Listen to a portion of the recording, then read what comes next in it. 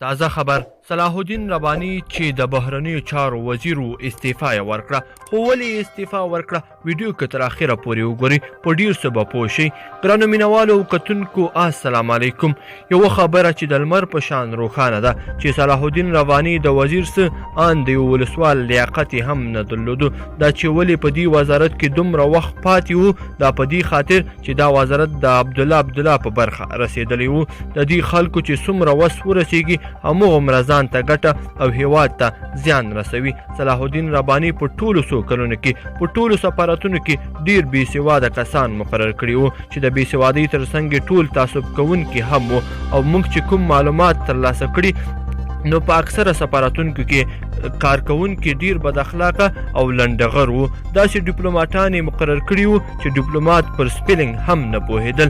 آخر وختونو کې یو کس په کاناډا کې د ډیپلوماټ په حیث مقرر کړی وو. هغه د دندې پوسټ کړی وو چې زه کاناډا کې د ډیپلوماټ په حیث مقرر شم. همدې پوسټ کې داسې انګلیش لیکلی وو چې د ټولو د خندا وړ وګرځېده.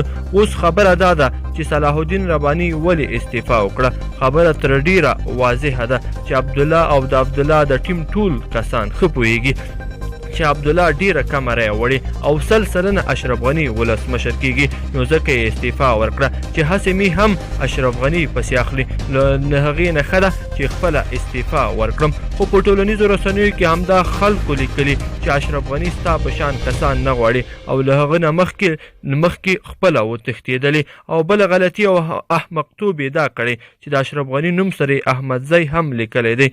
حال دا چې اشرف غني ته اوس احمدزی نه لیکل کیږي او هیڅوک ورته احمدزی نه وایي. نو د داسې کسانو استعفا باندې باید بسنه ونه شي، او داسې کسان باید څارنوالۍ ته هم معرفي شي او د هر څه حساب او کتاب ورسره وشي.